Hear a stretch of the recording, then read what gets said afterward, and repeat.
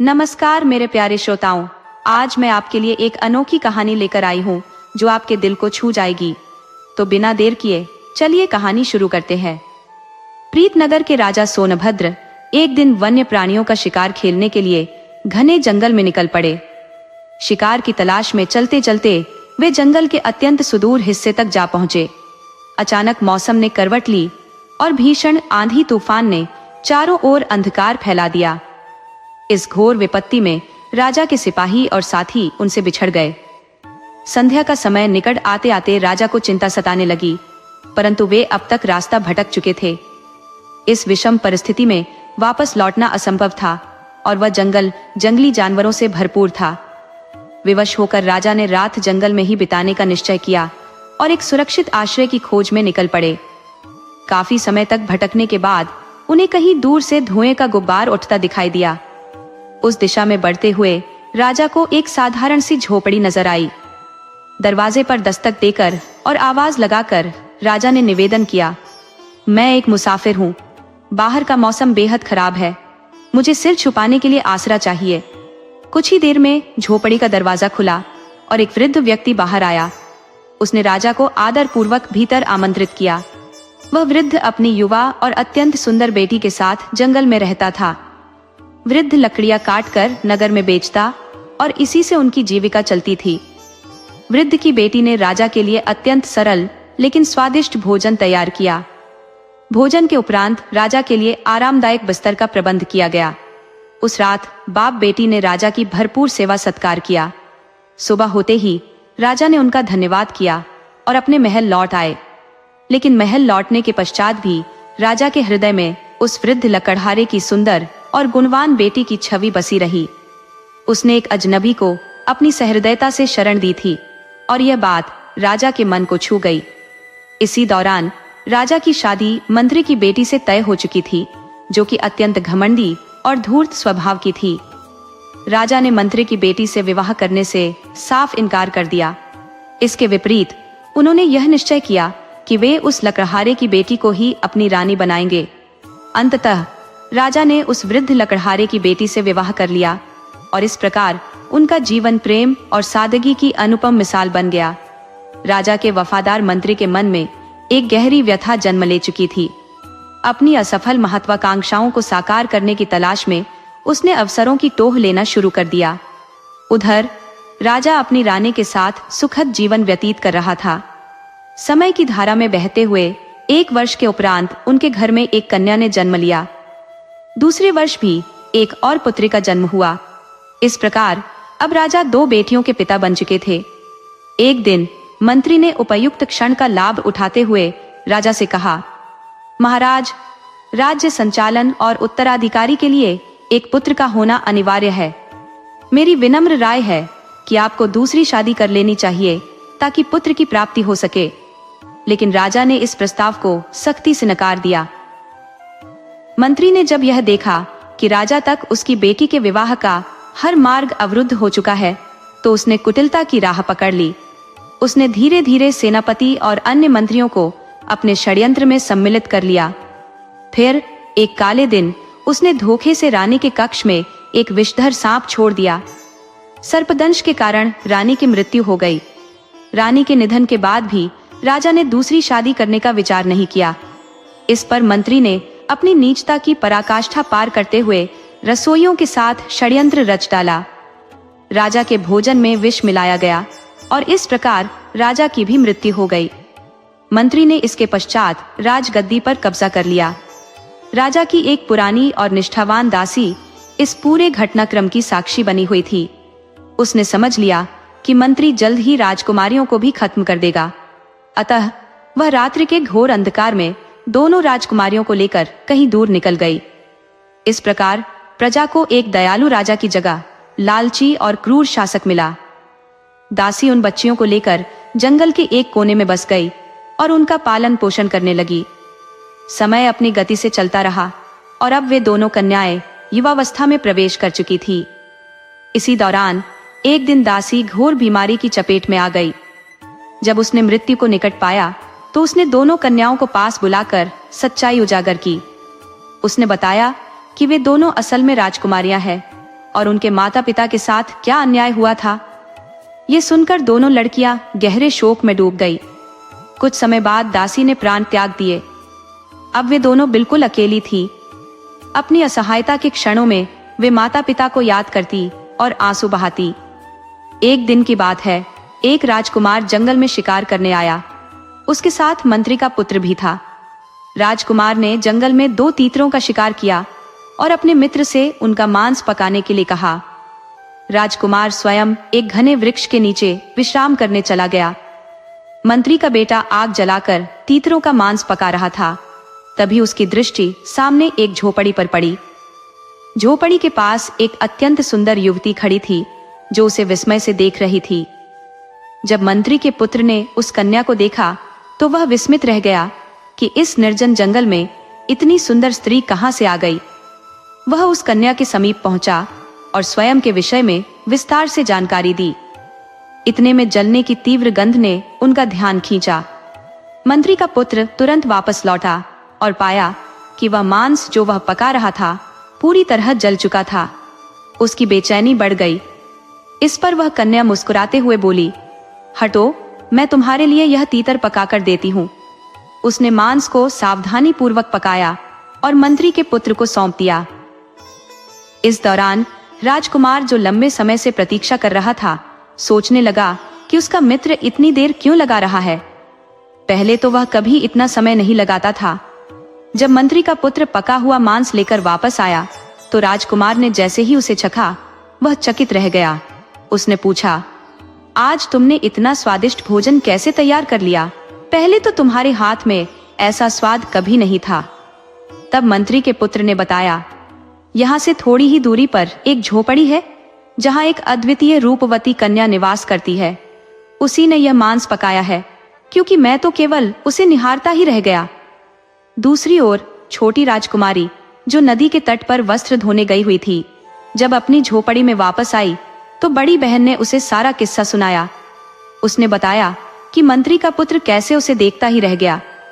यह सुनकर छोटी बहन बोली, तुम देखना, अब वह अवश्य राजकुमार को लेकर लौटेगा और तुम इतनी सुंदर हो कि राजकुमार तुम्हें अवश्य पसंद करेगा। तुम उसके साथ चली जाना और उससे विवाह कर लेना, लेकिन मेरे बारे में उसे मत बताना। बड़ी राजकुमारी ने उसकी बातों को ध्यान से सुना और कहा, नहीं, मैं तुम्हें छोड़कर कहीं नहीं जाऊंगी। छोटी बहन ने उसे समझाते हुए कहा, देखो बहन, मैं भी तुम्हारे पीछे ही आऊंगी, लेकिन हमारा ये रिश्ता अब इस दुनिया के सामने प्रकट नहीं होना चाहिए। ये कहकर वह बाहर चली गई। जब वह झोपड़ी में वापस लौटी तो उसके हाथों में छोटे छोटे सफेद फूल थे। उसने वे फूल अपनी बड़ी बहन को देते हुए कहा, जब राजकुमार तुम्हें लेकर जाएगा तो ये फूल एक एक करके मार्ग में गिराती रहना।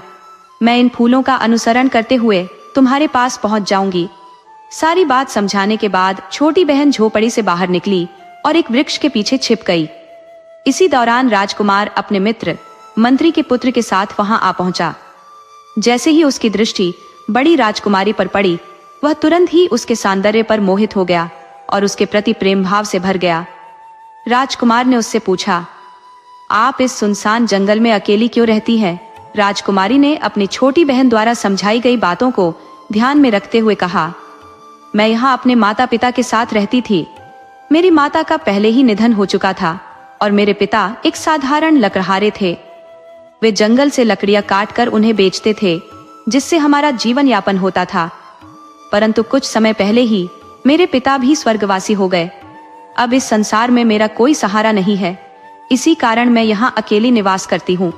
राजकुमार ने यह सुनते ही अपने मन की बात कह डाली। उसने राजकुमारी को विवाह का प्रस्ताव दिया और आग्रह किया कि वह उसके साथ चले। राजकुमारी ने उसके प्रस्ताव को सहर्ष स्वीकार कर लिया। विदा होते समय राजकुमारी ने एक छोटी गठरी उठाई जिसमें सफेद फूल रखे थे। राजकुमार ने उसे अपने साथ घोड़े पर बिठाया और वे महल की ओर प्रस्थान करने लगे। रास्ते में बड़ी राजकुमारी सावधानी पूर्वक उन सफेद फूलों को एक एक कर गिराती जा रही थी। दूसरी ओर छोटी बहन पेड़ की आड़ से बाहर निकली और उन फूलों के निशान का अनुसरण करने लगी। राजकुमार जब बड़ी बहन को लेकर महल पहुंचा तो उसने अपने माता पिता के समक्ष पूरी घटना का ब्यौरा दिया और यह भी कहा कि वह इस कन्या से प्रेम करता है तथा उससे विवाह करना चाहता है। असल में राजकुमार की पहले से एक पत्नी थी जो अत्यंत घमंडी और अहंकारी स्वभाव की थी। उसकी माँ भी उसी के साथ महल में रहती थी। वह अब तक राजकुमार को कोई संतान नहीं दे पाई थी। शायद यही कारण था कि राजकुमार ने दूसरी शादी करने का निर्णय लिया। जब पहली पत्नी और उसकी माँ को यह बात पता चली कि राजकुमार दूसरी शादी करने जा रहा है तो वे अत्यंत क्रोधित हो उठी। परंतु वे जानती थी कि राजकुमार जो ठान लेता है वह उसे अवश्य पूरा करता है। इसीलिए उन्होंने बनावटी खुशी दिखाते हुए कहा, यह तो बड़े आनंद की बात है, अब हम सौतन नहीं बल्कि बहनों की तरह साथ रहेंगे। जब राजकुमार की पहली पत्नी ने विवाह का विरोध नहीं किया तो अन्य सभी लोग भी इस विवाह के लिए सहमत हो गए। दूसरी ओर छोटी बहन उन सफेद फूलों का अनुसरण करते करते नगर पहुंच चुकी थी। नगर में हर तरफ उत्सव का माहौल छाया हुआ था। उसने एक वृद्धा से पूछा, अम्मा, ये रानक किस खुशी में है? वृद्धा ने उत्तर दिया, हमारे राजकुमार जंगल से एक अति रूपवती कन्या को लाए हैं और आज उनसे विवाह करने जा रहे हैं। इसी उपलक्ष्य में पूरे नगर में आनंदोत्सव हो रहा है। छोटी बहन ने विनम्रता पूर्वक पूछा, अम्मा, क्या मुझे यहाँ कोई काम मिल सकता है? मैं गांव से आई हूँ। मेरे माता पिता अब नहीं रहे और मेरे पास कोई ठिकाना भी नहीं है। बूढ़ी औरत ने कहा, काम तो तुम्हें मिल सकता है क्योंकि महल में इन दिनों बहुत सारा कार्य है। मैं भी वहीं जा रही हूँ। उस वृद्धा की एक बेटी थी जो कुछ समय पहले बीमारी के कारण स्वर्ग सिधार चुकी थी। उसने छोटी राजकुमारी की ओर स्नेह भरी दृष्टि से देखा और कहा, तुम्हें देखकर मेरी बेटी की याद आ रही है। तुम चाहो तो मेरी बेटी बनकर मेरे ही घर में रह सकती हो। दरअसल वह वृद्धा अपने जवानी के दिनों में महल में नौकरानी का कार्य करती थी, परंतु अब बुढ़ापे के कारण वह काम छोड़ चुकी थी। राजकुमारी ने विनम्रता से कहा, ठीक है अम्मा, मैं आपके घर में रह लूंगी, लेकिन मुझे काम करना है। क्या आप महल में मेरे लिए कोई काम दिलवा सकती हैं?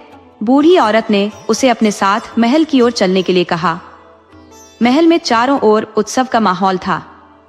जब वे महल पहुंची तो सामने से राजकुमार की पहली पत्नी आती हुई दिखाई दी। वह उस बूढ़ी औरत को भली भांति पहचानती थी। वृद्धा ने उसे प्रणाम किया और कहा, यह मेरी भांजी है, आज ही गांव से आई है। इसके माता पिता अब इस संसार में नहीं है। मेरी आपसे विनती है कि इसे महल में दासी के रूप में स्थान दे दे। राजकुमार की पहली पत्नी ने छोटी बहन को बारीकी से देखा, फिर उसे अपने साथ अपने कक्ष में ले गई। उसने कहा, सुनो लड़की, तुम इतनी दूर गांव से यहाँ काम करने आई हो। मुझे लगता है कि तुम्हें धन की आवश्यकता होगी ताकि तुम्हारी गरीबी मिट सके। अगर तुम मेरी खास नौकरानी बनकर काम करोगी और मेरे कहे अनुसार चलोगी तो मैं तुम्हें बहुत सारा धन दूंगी। यह महल में बाकी दासियां पुरानी है और वे मेरा साथ नहीं देती। तुमसे मुझे उम्मीद है, बोलो, क्या तुम्हें यह स्वीकार है? छोटी बहन को यह समझने में देर नहीं लगी कि यह राजकुमार की पहली पत्नी है और उसकी बातों से किसी गहरी चाल की बू आ रही थी। परिस्थिति को भांपते हुए उसने तुरंत जवाब दिया, रानी जी, मैं आपकी हर बात मानूंगी। उसकी बात सुनकर पहली पत्नी मुस्कुराई और बोली, अभी तो मैं रानी नहीं हूं, जब राजकुमार राजा बनेगा तब मैं रानी बनूंगी। छोटी बहन ने जवाब दिया, आप चिंता मत करें, ईश्वर की कृपा से आप जल्द ही रानी बन जाएंगी। ये सुनकर पहली पत्नी ने कहा, तुम तो बहुत काम की लगती हो। आज से ही मेरे लिए काम करना शुरू कर दो और मेरे कहे अनुसार चलो। छोटी बहन ने विनम्रता से कहा, आप निश्चिंत रहे, मैं अपना हर कार्य पूरी लगन और मुस्तैदी से करूंगी। इसके बाद वे दोनों बड़ी राजकुमारी यानी बड़ी बहन के कक्ष में गईं। राजकुमार की पहली पत्नी ने घोषणा की, ये लड़की अब आपकी दासी होगी, जो भी कार्य करवाना हो इसे करवा लेना। बड़ी बहन ने जब अपनी छोटी बहन को देखा तो उसके चेहरे पर खुशी छलक पड़ी। वह बोली, आप कितनी उदार है। पहली पत्नी ने कहा, महल में अनेक काम है, मैं उन पर ध्यान देने जा रही हूं। उसके जाते ही दोनों बहनें भावुक होकर एक दूसरे के गले लग गईं। छोटी बहन ने अपनी बड़ी बहन को यह सच्चाई नहीं बताई कि महल में आने के बाद उसे क्या क्या करना पड़ रहा है। 2 दिन बाद बड़ी बहन और राजकुमार का विवाह संपन्न हुआ। महल में चारों ओर उल्लास का माहौल था, लेकिन राजकुमार की पहली पत्नी के चेहरे पर असंतोष की झलक साफ दिख रही थी। छोटी बहन दिन भर उसके साथ रहती और मन ही मन यह सोचती रहती कि इस साजिशकर्ता से कैसे छुटकारा पाया जाए। कुछ समय बीता और बड़ी बहन गर्भवती हो गई। ये खबर राजकुमार की पहली पत्नी के लिए अत्यंत कष्टप्रद थी, क्योंकि वह अब तक राजकुमार को संतान नहीं दे सकी थी। दूसरी ओर राजा, रानी और राजकुमार बेहद प्रसन्न थे। बड़ी बहन की देखभाल अब और अधिक सघन हो गई। इस दौरान छोटी बहन और पहली पत्नी गुप्त रूप से किसी योजना पर विचार कर रही थी। छोटी बहन इस दुविधा में थी कि कैसे स्थिति को सुलझाया जाए। एक दिन उसने बड़ी बहन से कहा, हमें महल छोड़कर कहीं दूर चले जाना चाहिए। बड़ी बहन ने यह सुनकर कहा, यहाँ सब लोग मुझसे प्रेम करते हैं। मैंने तो पहले ही तुमसे कहा था कि तुम मेरे साथ महल चलो, लेकिन तुमने मना कर दिया था और कहा था कि हमारा रिश्ता सबके सामने प्रकट नहीं होना चाहिए। छोटी बहन ने स्थिति की गहराई को समझते हुए कहा, नहीं, अभी किसी को कुछ मत बताना। वह जानती थी कि यदि यह सच उजागर हुआ तो उन्हें झूठा समझा जाएगा। इससे दोनों बहनों पर षड्यंत्रकारी होने का आरोप लग सकता था। जब बड़ी बहन के प्रसव का समय निकट आया तो पहली पत्नी ने दाई और छोटी बहन को बड़ी धनराशि देते हुए कहा, जैसे ही बच्चा पैदा हो उसे मार देना और उसकी जगह बिल्ली का बच्चा रख देना। छोटी बहन ने झूठे आत्मविश्वास से कहा, यह कार्य मेरे लिए सरल है। जब बच्चा जन्मा, दाई ने बेहोश मां के पास से नवजात को उठाया और छोटी बहन को दे दिया। इसके बाद नवजात की जगह बिल्ली का बच्चा रख दिया गया। छोटी बहन ने नवजात को जल्दी से कपड़े में लपेटा और छुपते छुपाते पिछले मार्ग से अपने घर पहुंच गई। उसने बूढ़ी अम्मा के हाथों में बच्चा सौंपते हुए कहा, अम्मा, ये बच्चा मेरी बड़ी बहन का है। ये बात किसी को भी मत बताना। इसे बकरी का दूध पिलाकर संभालो। मैं शाम तक आकर इसे देख लूंगी। बूढ़ी अम्मा ने कोई सवाल नहीं किया, क्योंकि छोटी बहन बेहद जल्दी में लग रही थी। जब वह वापस महल लौटी तो वहां का माहौल बेहद अशांत था। दाई ने सबको बताया कि राजकुमार की दूसरी पत्नी ने इंसान की बजाय बिल्ली के बच्चे को जन्म दिया है। ये सुनकर सभी स्तब्ध थे और गमगीन भी। बड़ी बहन आंसुओं से रो रही थी और बार बार कह रही थी कि यह सब झूठ है, लेकिन किसी ने उसकी बात नहीं सुनी और उससे कोई संवाद नहीं किया। छोटी बहन ने एक बार फिर अपनी बड़ी बहन को समझाने का प्रयास किया, तुम मेरे साथ चलो, हम इस महल को छोड़कर नई दुनिया बसाएंगे। लेकिन बड़ी बहन ने दृढ़ता से कहा, मैं राजकुमार से बहुत प्रेम करती हूँ, मैं उन्हें छोड़कर कहीं नहीं जाऊंगी। छोटी बहन यह सुनकर रोते हुए वापस अपने घर लौट गई। उसने बूढ़ी अम्मा को पूरी घटना सुनाई। अम्मा ने सांत्वना देते हुए कहा, बिटिया, जो होना था वह हो चुका। हम इस बच्चे को मिलकर पाल लेंगे। ईश्वर ने चाहा तो समय के साथ सब ठीक हो जाएगा। समय बीता और इस दौरान राजा की तबीयत बिगड़ गई। कुछ समय बाद उनकी मृत्यु हो गई। इसके बाद राजकुमार का राजतिलक हुआ और वह राजा बना। अब राजकाज की सारी जिम्मेदारी राजकुमार और उसकी दोनों रानियों पर आ गई। फिर एक बार बड़ी बहन गर्भवती हुई।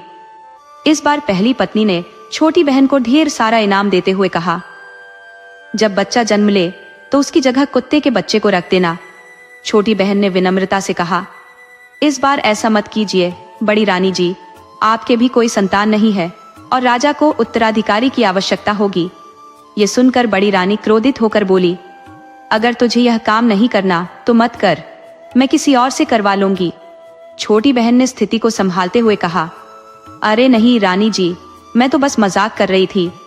इसके बाद उसने फिर से अपनी बड़ी बहन को समझाने का प्रयास किया, अब भी समय है, यहाँ से चले चलो।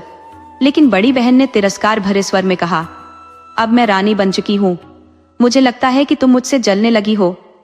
इस बात पर छोटी बहन का मन भीतर से टूट गया। बच्चे के जन्म का समय आया तो पहले की ही तरह छोटी बहन ने बेहोश मां के पास से नवजात को उठा लिया और दाई ने उसकी जगह कुत्ते का बच्चा रख दिया। छोटी बहन चुपचाप पिछले दरवाजे से नवजात को लेकर अपने घर आ गई। उसने बच्चे को बूढ़ी अम्मा को सौंपा और तुरंत महल लौट गई। महल में कदम रखते ही उसने देखा कि एक बार फिर हलचल अपने चरम पर थी। बड़ी रानी व्यंग्यात्मक लहजे में बोली, यह औरत मुझे तो साधारण इंसान प्रतीत ही नहीं होती। पहले इसने बिल्ली के बच्चे को जन्म दिया और अब कुत्ते के बच्चे को। मैं तो कहती हूँ इसे तुरंत कारागार में डाल दिया जाए, नहीं तो अगली बार यह न जाने क्या पैदा करेगी। राजा इन सब आरोपों और घटनाओं से बेहद खिन्न था। उसने अपने मित्र को बुलवाया जो अब अपने पिता के स्थान पर मंत्री बना था। राजा ने आदेश दिया, छोटी रानी को तुरंत कारागार में डाल दिया जाए। मंत्री ने भरसक प्रयास किया कि राजा को समझा सके। उसने कहा, मुझे नहीं मालूम क्यों, पर मेरा हृदय कहता है कि छोटी रानी निर्दोष है। परंतु राजा ने उसकी एक भी बात मानने से इनकार कर दिया। अंततः छोटी रानी को कारागार में डाल दिया गया। अब बड़ी रानी अत्यंत प्रसन्न थी। उसकी हर योजना साकार हो रही थी। समय बीतता गया।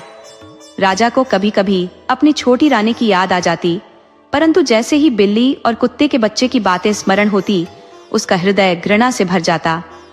दूसरी ओर छोटी बहन ने बड़ी रानी से कहा, अब मेरे विवाह की तैयारी है, अतः मैं महल के काम छोड़कर जा रही हूँ। महल में सेविकाओं की कोई कमी नहीं थी, इसलिए बड़ी रानी ने इसे गंभीरता से नहीं लिया। छोटी बहन अपनी बूढ़ी अम्मा और दोनों बच्चों को लेकर जंगल की उसी झोपड़ी में लौट आई जहां वे पहले रहते थे। वहां उन्होंने दोनों बच्चों की परवरिश शुरू कर दी। 5 वर्ष बीत गए। एक दिन राजा अपने मंत्री के साथ शिकार खेलने के लिए जंगल आया। घोड़ों को नदी किनारे पानी पिलाने के लिए रुकते ही उनकी नजर 2 अद्वितीय सुंदर बच्चों पर पड़ी। वे लकड़ी के घोड़ों के साथ आए थे और उन्हें पानी पिला रहे थे। साथ ही वे एक अनूठा गीत गा रहे थे, काठ का घोड़ा, लोहे की लगाम, चल पानी पी ले, ओ मेरे गुलाम। राजा यह दृश्य देखकर अचंभित हो गया। उसने बच्चों से पूछा, प्यारे बच्चों, क्या लकड़ी के घोड़े भी कभी पानी पीते हैं और क्या लोहे की लगाम सच में होती है? बच्चों ने प्रत्युत्तर में कहा, यदि एक औरत कुत्ते और बिल्ली के बच्चों को जन्म दे सकती है तो एक दिन लकड़ी के घोड़े भी पानी पी सकते हैं। ये सुनकर राजा और मंत्री दोनों चकित रह गए। राजा ने बच्चों से पूछा, तुम्हें यह बात किसने सिखाई? बच्चे मासूमियत से बोले, हमारी मौसी ने। राजा ने आग्रह किया, मुझे अपनी मौसी के पास ले चलो। बच्चे राजा और मंत्री को उस झोपड़ी तक ले गए जहां कुछ वर्ष पूर्व राजा बड़ी बहन को अपने साथ ले गया था। राजा ने जब अपने महल की पुरानी दासी को वहां देखा तो वह हतप्रभ रह गया। वह उससे प्रश्न करने लगा, ये बच्चे कौन है और यह पूरा प्रकरण क्या है? छोटी बहन ने उत्तर दिया, महाराज, कुछ वर्षों पूर्व आप जिस लड़की को अपने साथ ले गए थे, मैं उसकी ही बहन हूँ। मुझे पहले से ही इस बात की आशंका थी कि राजमहलों में अक्सर षड्यंत्र रचे जाते हैं और साजिशें होती हैं। राजा ने जिज्ञासा से पूछा, तुम्हें यह अंदेशा पहले से कैसे हुआ? छोटी बहन ने गहरी सांस लेते हुए कहा, हम साधारण परिवार से नहीं है। दरअसल हम दोनों बहनें राजकुमारियां हैं। हमारे पिता भी आपकी ही भांति राजा थे। एक बार वे जंगल में शिकार के दौरान रास्ता भटक कर मेरे नाना के घर पहुंचे, जो कि एक साधारण लकड़हारे थे। वहीं उनकी भेंट हमारी माँ से हुई। दोनों ने एक दूसरे को पसंद किया और विवाह कर लिया। उसने अपनी बात जारी रखते हुए कहा, लेकिन महल में हमारी माँ के विरुद्ध षड्यंत्र रचा गया। न केवल हमारी माँ बल्कि हमारे पिता भी षड्यंत्र का शिकार हो गए। इस षड्यंत्र ने हमारे माता पिता की जान ले ली। महल की एक दासी हमें यहाँ जंगल में ले आई और तब से हम यहीं रह रहे हैं। इसी कारण मैंने अपनी बहन से कहा था कि वह हमारे रिश्ते के बारे में किसी को न बताए। यदि महल में सब कुछ ठीक ठाक होता तो मैं सच्चाई प्रकट कर देती, लेकिन महल पहुंचते ही मुझे ज्ञात हुआ कि मेरी बड़ी बहन के खिलाफ षड्यंत्र रचा जा रहा है। उसने आगे कहा, आपकी पहली पत्नी ने अनजाने में मुझे ही अपना साथी चुना, ये न जानते हुए कि मैं और मेरी बड़ी बहन सगी बहनें हैं। मैं जानती थी कि मेरी बहन के बच्चों को कुत्ते और बिल्ली के बच्चों से बदल दिया गया है। ये बच्चे कोई और नहीं बल्कि आपके ही पुत्र हैं। ये सुनकर राजा भावुक हो गया। उसने अपने दोनों बेटों को गले से लगा लिया और वहां मौजूद सभी की आंखें नम हो गईं। सच्चाई जानने के बाद राजा का क्रोध उमड़ पड़ा। उसने कहा, अब मैं बड़ी रानी को नहीं छोड़ूंगा। इस पर छोटी बहन ने उसे रोका और कहा, पहले आप छोटी रानी को कारागार से मुक्त करवाइए, इसके बाद छोटी रानी को यह अधिकार दीजिए कि वह बड़ी रानी के लिए सजा निर्धारित करे। राजा को यह सुझाव अत्यंत उपयुक्त लगा। छोटी बहन जानती थी कि उसकी बड़ी बहन अत्यंत उदार और करुणामयी है। वह राजा की पहली पत्नी को क्षमा कर देगी, क्योंकि सजा देने से वह समय लौट कर नहीं आ सकता जो छोटी रानी ने कारागार में बिताया। राजा ने अपने दोनों बच्चों को घोड़े पर बैठाया और तत्पश्चात मंत्री को आदेश दिया कि वह राजकुमारी को अपने घोड़े पर सवार कर ले। राजा ने सहज ही यह अनुभव कर लिया था कि मंत्री की दृष्टि में राजकुमारी के प्रति स्नेह स्पष्ट हो रहा था। इसके उपरांत जब वे सभी महल में पहुंचे तो राजा ने सबसे पहले बड़ी रानी को बेड़ियों में जकड़ दिया। फिर वह स्वयं कारागार में गया और छोटी रानी के समक्ष हाथ जोड़कर क्षमा मांगने लगा। उसने कहा, रानी, मुझे क्षमा कर दो। मैं अब समस्त सत्य से अवगत हो चुका हूँ और तुम्हें स्वतंत्र कराने आया हूँ। छोटी रानी को कैद से मुक्त किया गया और बड़ी रानी को उसके सामने लाया गया। मंत्री ने सभी के समक्ष एक बार पुनः पूरी सच्चाई का उद्घाटन किया। जब छोटी रानी को उसके बच्चे और छोटी बहन मिले तो वह भावुक हो उठी और उन्हें गले लगाकर फूट फूट कर रोने लगी। राजा ने कहा, रानी, आज तुम्हें यह अधिकार है कि तुम बड़ी रानी को दंड प्रदान करो। लेकिन छोटी रानी ने शांत स्वर में कहा, जो समय बीत चुका है वह पुनः लौट कर नहीं आ सकता। इसके अतिरिक्त यह सब मेरे भाग्य में ही लिखा हुआ था, अतः मैं इसे कोई दंड नहीं दूंगी। बड़ी रानी, जो भय से थरथरा रही थी, यह सुनते ही छोटी रानी के चरणों में गिर पड़ी। उसने रोते हुए कहा, तुमने मुझे क्षमा करके मुझ पर असीम उपकार किया है। इसके बाद पूरे महल में उत्सव की तैयारियां शुरू हो गई। इस अवसर पर मंत्री ने राजा के समक्ष अपनी और छोटी राजकुमारी की विवाह का प्रस्ताव रखा। राजा ने मुस्कुराते हुए छोटी राजकुमारी की ओर देखा। राजकुमारी ने लज्जा से अपनी दृष्टि झुका ली। कुछ दिनों के पश्चात भव्य आयोजन के साथ मंत्री और छोटी राजकुमारी का विवाह संपन्न हुआ। इसके पश्चात वे सभी सुखद और शांतिपूर्ण जीवन व्यतीत करने लगे।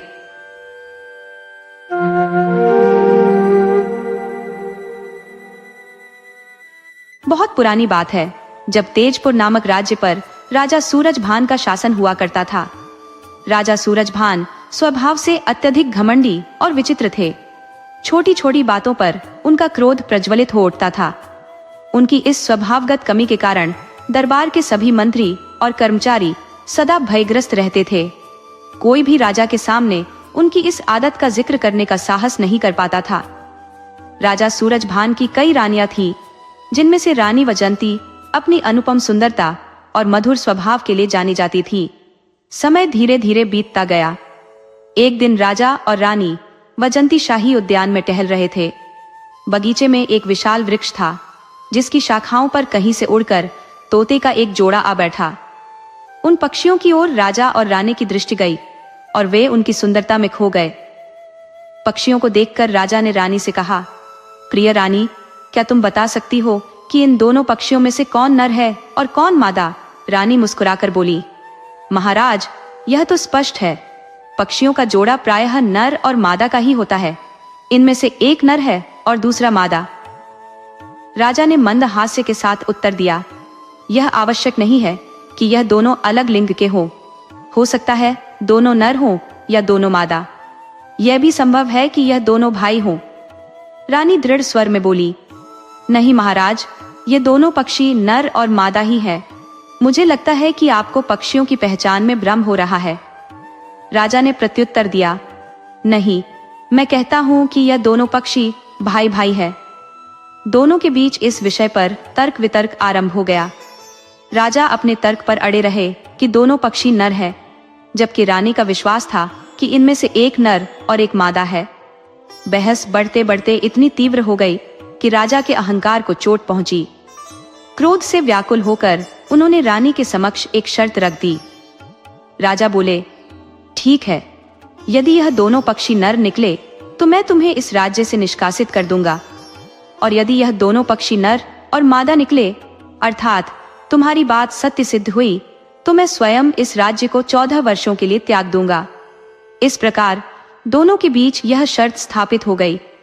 राजा ने तुरंत ही एक शिकारी को बुलाकर आदेश दिया, इस वृक्ष पर बैठे दोनों पक्षियों को शीघ्र ही अपने जाल में कैद कर लो। इसके साथ ही उन्होंने पक्षी विशेषज्ञ को भी बुलाया और कहा, तुम्हें यह बताना होगा कि यह दोनों पक्षी नर है या मादा। विशेषज्ञ ने राजा की बात मानते हुए हामी भरी। शिकारी ने अपने कौशल का उपयोग करते हुए पलक झपकते ही दोनों पक्षियों को पकड़ लिया। उधर रानी वजंती, जो पहले से जानती थी कि यह पक्षी नर और मादा है, एक चतुर योजना पर काम करने लगी। रानी वजंती ने बड़ी चालाकी से उस पक्षी विशेषज्ञ को एकांत में बुलाया। वहां उन्होंने उसके हाथ में 200 स्वर्ण मुद्राएं रखते हुए गहरी संवेदनशीलता से कहा, भैया, मैं अपने महाराज से अत्यधिक प्रेम करती हूँ। मेरे महाराज के बिना यह राज्य सुदृढ़ रूप से नहीं चल पाएगा। यदि मैं शर्त हार भी जाऊं और मुझे देश निकाला दे दिया जाए तो भी यह राज्य सुरक्षित रहेगा, परंतु यदि महाराज 14 वर्षों के लिए वनवास पर चले गए तो यह राज्य राजा विहीन होकर अराजकता में डूब जाएगा। उन्होंने आगे कहा, राजा के न होने से डाकू, लुटेरे और अराजक तत्व जनता पर अत्याचार करेंगे। इसीलिए मैं चाहती हूँ कि तुम इस शर्त में महाराज को विजयी घोषित कर दो, भले ही इसके लिए झूठ ही क्यों न बोलना पड़े। पक्षी विशेषज्ञ, जो पहले ही स्वर्ण मुद्राओं के प्रलोभन में बंध चुका था, रानी की बात मान गया। दूसरी ओर शिकारी दोनों पक्षियों को राजा के समक्ष प्रस्तुत कर चुका था। राजा ने उत्सुकता से पक्षी विशेषज्ञ से पूछा, अब बताओ, इन पक्षियों में क्या अंतर है? क्या यह दोनों नर है या मादा? पक्षी विशेषज्ञ, जिसने रानी से वचन लिया था, झूठ बोलते हुए बोला, महाराज, यह दोनों पक्षी नर है। राजा, जिसे इस षड्यंत्र की भनक भी नहीं थी, अपनी विजय पर अति प्रसन्न हो उठा। उसने गर्व से रानी वजंती की ओर देखकर कहा, रानी, तुम घमंड से भरी हुई थी। तुमने मेरी बात का सम्मान नहीं किया।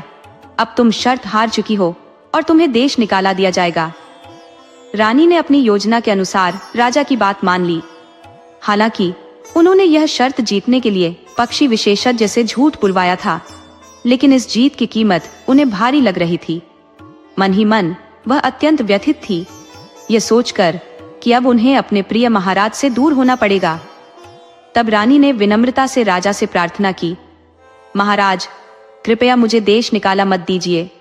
इस समय मेरी अवस्था अत्यंत नाजुक है, क्योंकि मैं गर्भवती हूँ। अब आप ही बताइए, ऐसी स्थिति में मैं कहाँ जाऊंगी और अपना संरक्षण कैसे करूंगी? परंतु राजा, जो स्वभाव से अत्यंत कठोर और अहंकारी था, ने उसकी विनती पर कोई ध्यान नहीं दिया। उसने कठोर स्वर में कहा, रानी, तुम शर्त हार चुकी हो। इसके परिणाम स्वरूप तुम्हें राज्य छोड़ना ही होगा। राजा ने तत्काल अपने सैनिकों को बुलाकर आदेश दिया, हमारी रानी को पकड़कर राज्य की सीमा से बाहर किसी घने जंगल में छोड़ाओ। राजा के आदेश का पालन करते हुए सैनिक रानी वजंती को लेकर चल पड़े।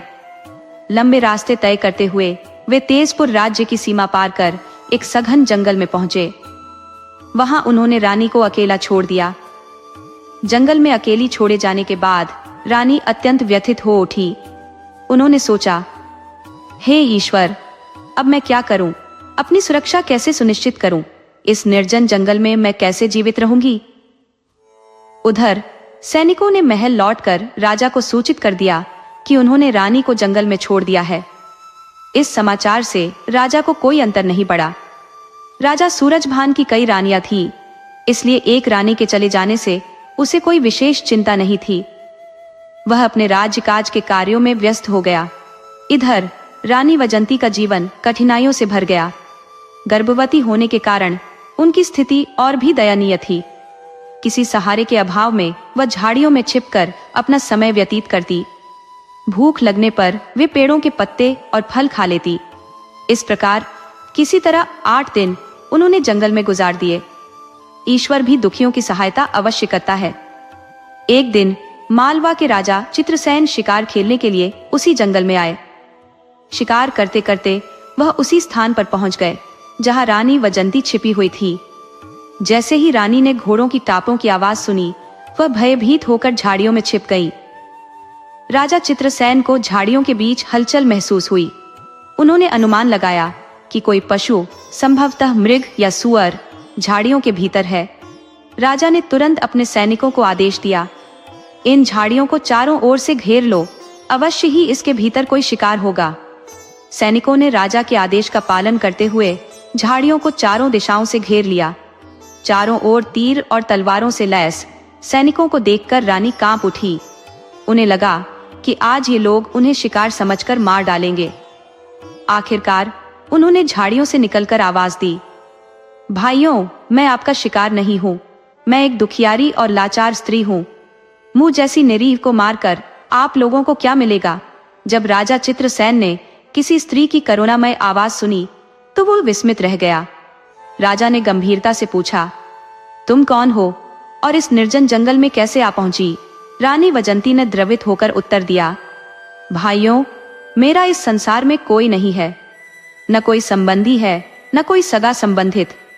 मैं तो इस घने वन में अपना समय काटने को विवश हूं।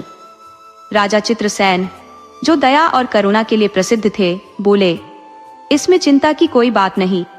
आज से मैं तुम्हें अपनी धर्म बहन मान लेता हूँ। इन झाड़ियों से बाहर आओ, मैं तुम्हें अपने महल ले चलूंगा। मानो तुम्हारे कष्टों का अब अंत हो गया है। रानी वजंती ने कुछ क्षणों के लिए विचार किया और फिर कहा, आपने मुझे अपनी धर्म बहन का स्थान दिया, ये मेरे लिए सौभाग्य है। लेकिन क्या आप मुझे बताएंगे कि आप कौन हैं? राजा ने विनम्रता से उत्तर दिया, मैं मालवा देश का राजा चित्रसेन हूँ। अब तुम निडर होकर इन झाड़ियों से बाहर आ जाओ। जब रानी झाड़ियों से बाहर आई तो राजा चित्रसेन अचंभित रह गए। रानी का सौंदर्य चंद्रमा के समान दैदीप्यमान था। उनका स्वरूप किसी राजकुमारी या स्वर्गीय अप्सरा के समान प्रतीत होता था। राजा ने गहरी आह भरते हुए कहा, बहन, अब तुम चिंता मुक्त हो जाओ। मैं तुम्हें पूरे सम्मान के साथ अपने महल में ले चलूंगा। उन्होंने रानी वजंती को अपने रथ पर बैठाया और मालवा की राजधानी की ओर प्रस्थान किया। जब राजा चित्रसेन रानी वजंती को लेकर अपने महल पहुंचे तो प्रजा में कानाफूसी होने लगी। लोग कहने लगे, महाराज ने इस आयु में दूसरी शादी क्यों की? उनकी इतनी रानियां पहले से हैं, फिर नई रानी लाने की क्या आवश्यकता थी? इस अफवाह से राजा चिंतित हो गए। उन्होंने तुरंत दरबार में एक सभा का आयोजन किया। सभा में राजा ने स्पष्ट रूप से कहा, जैसा आप सब सोच रहे हैं वैसा कुछ भी नहीं है। मैं शिकार के लिए जंगल में गया था, जहां मुझे एक असहाय और दुखियारी स्त्री मिली। उसका इस संसार में कोई अपना नहीं था। मैंने उसे अपनी धर्म बहन का स्थान दिया और अपने महल ले आया। क्या मैंने कुछ अनुचित किया है? राजा की बातें सुनकर दरबारियों ने उनकी सराहना की। प्रजा में भी उनकी उदारता की प्रशंसा होने लगी। इस प्रकार रानी वजंती राजा चित्रसेन की धर्म बहन के रूप में उनके महल में निवास करने लगी। समय अपनी मंत्र गति से व्यतीत होता गया और वह शुभ दिन आ पहुंचा जब रानी वजंती ने एक सुकोमल और तेजस्वी बालक को जन्म दिया। इस शुभ समाचार से राजा चित्रसेन की प्रसन्नता का कोई ठिकाना न रहा। उन्होंने उत्साहित होकर कहा, आज मेरे भांजे का आगमन हुआ है। इस आनंद के अवसर पर राजा चित्रसेन ने पूरे नगर में भव्य भोज का आयोजन किया। पूरा राज्य दीप शिखा की भांति जगमगाया, मानो स्वर्ग से अप्सराएं उत्सव मनाने उतरी हो। जब वह शिशु 7 दिनों का हुआ तब राजा ने नामकरण संस्कार हेतु देश के प्रमुख विद्वानों और आचार्यों को राजमहल में आमंत्रित किया। ब्राह्मणों ने अपने ग्रंथ और जन्म पत्री खोलकर नामकरण का प्रयास आरंभ किया, परंतु राजा चित्रसेन किसी भी सुझाए गए नाम से संतुष्ट नहीं हुए। प्रत्येक नाम उनके कोप का कारण बन रहा था। क्रोध से विह्वल राजा ने अपने सेनापति को आदेश दिया, इन अयोग्य ब्राह्मणों को बंदी गृह में डाल दो। ये सब व्यर्थ में पोथियां उठाए फिरते हैं। राजा के आदेशानुसार सभी ब्राह्मणों को कारागार में डाल दिया गया। इसके उपरांत राजा ने घोषणा की, जो कोई मेरे भांजे के लिए उपयुक्त और उत्तम नाम सुझाएगा उसे मैं मनचाहा इनाम दूंगा। राजा की इस घोषणा के बावजूद भयवश कोई ब्राह्मण राजमहल में नामकरण हेतु उपस्थित नहीं हुआ। सभी आशंका व्यक्त कर रहे थे कि यदि नाम राजा को अस्वीकार्य हुआ तो उन्हें भी कारागार का मुख देखना पड़ेगा। उसी समय नीलगढ़ का एक वृद्ध ब्राह्मण उस राज्य में भ्रमण कर रहा था। मार्ग में कुछ सैनिकों की दृष्टि उस वृद्ध पर पड़ी। वे सोचने लगे, यह बुजुर्ग ब्राह्मण विद्वत्ता से परिपूर्ण प्रतीत होता है। संभवतः यह महाराज चित्रसेन के भांजे का नामकरण कर सके। वे सैनिक वृद्ध ब्राह्मण के पास पहुंचे और बोले, ब्राह्मण देव, हमारे महाराज के यहाँ एक पुत्र का जन्म हुआ है। आपको उसका नामकरण करना होगा, परंतु ध्यान रखें, अब तक कई ब्राह्मण महाराज के कोप का शिकार होकर कारागार में बंद हो चुके हैं। वृद्ध ब्राह्मण ने शांतिपूर्वक उत्तर दिया, चिंता न करें, चलिए मैं आपका यह कार्य संपन्न कर देता हूँ। सैनिक उस वृद्ध ब्राह्मण को आदर पूर्वक लेकर राजा चित्रसेन के समक्ष प्रस्तुत हुए। राजा चित्रसेन ने उस वृद्ध ब्राह्मण का आत्मीय सत्कार करते हुए उसे सम्मानजनक आसन पर बैठने का अनुरोध किया। तत्पश्चात उन्होंने विनम्रता पूर्वक कहा, ब्राह्मण देव, मेरे भांजे का जन्म हुआ है और मैं चाहता हूँ कि आप उसका नामकरण संस्कार करें। वह वृद्ध ब्राह्मण, जो अपने ज्ञान और विद्वत्ता के लिए प्रसिद्ध था, अपनी पोथी खोलते हुए बोला, महाराज, मैं इस बालक का नामकरण अवश्य कर सकता हूँ, किंतु मेरी एक शर्त है। राजा ने उत्सुकता से पूछा, बताओ ब्राह्मण, तुम्हारी क्या शर्त है? ब्राह्मण ने शांत स्वर में उत्तर दिया, महाराज, मेरा आपसे निवेदन है कि जिन ब्राह्मणों को आपने कारागार में बंद किया है, उन्हें मुक्त करना होगा। राजा ने तत्काल सहमति व्यक्त करते हुए कहा, यह मान स्वीकार है, हम उन सभी को मुक्त करेंगे। आप हमारे भांजे का नामकरण करें। वृद्ध ब्राह्मण ने फिर अपनी पोथी और जन्मपत्री के आधार पर बालक के गुणों का अध्ययन किया। कुछ क्षणों के चिंतन के बाद उसने कहा, महाराज, यह बालक अत्यंत विलक्षण है। यह किसी अन्य राज्य का पुत्र है जिसका जन्म स्थान बदल गया है, किंतु इसके भीतर राजाओं के समस्त गुण समाहित हैं, अतः इसका नाम जयंत होगा। इस घोषणा के साथ ही बालक के नामकरण पर उपस्थित जनसमूह ने हर्ष प्रकट किया। राजा चित्रसेन को भी यह नाम अत्यंत प्रिय लगा। उन्होंने आदेश दिया कि सभी बंदी ब्राह्मणों को अविलंब रिहा किया जाए। वृद्ध ब्राह्मण को उपयुक्त दान दक्षिणा देकर सम्मान पूर्वक विदा किया गया। समय बीतता गया और जयंत धीरे धीरे बड़ा होने लगा। 5 वर्ष की आयु में वह अन्य बालकों के साथ नगर के बाहर खेला करता था। एक दिन खेल खेल में उसने अपने मित्रों के साथ एक रेतीले स्थान पर रेत का किला बनाया। उसी समय लाखा नामक एक प्रसिद्ध सौदागर उस मार्ग से गुजरा। उसके साथ ऊंटों का एक विशाल कारवां और अनेक नौकर चाकर थे। वह विभिन्न राज्यों में राजकीय माल का परिवहन करता था। बालकों को खेलते देख लाखा ने उन्हें डांटते हुए कहा, यहाँ से हट जाओ। जयंत, जो साहसी और निर्भीक था, दृढ़ स्वर में बोला, तुम कौन हो? क्या तुम हमारे किले पर आक्रमण करने आए हो? मैं अपने किले की रक्षा कर रहा हूँ। यदि तुम्हें यहाँ से गुजरना है तो किसी और मार्ग का चयन करो। जयंत की यह निडरता सुनकर लाखा को अत्यधिक क्रोध आया।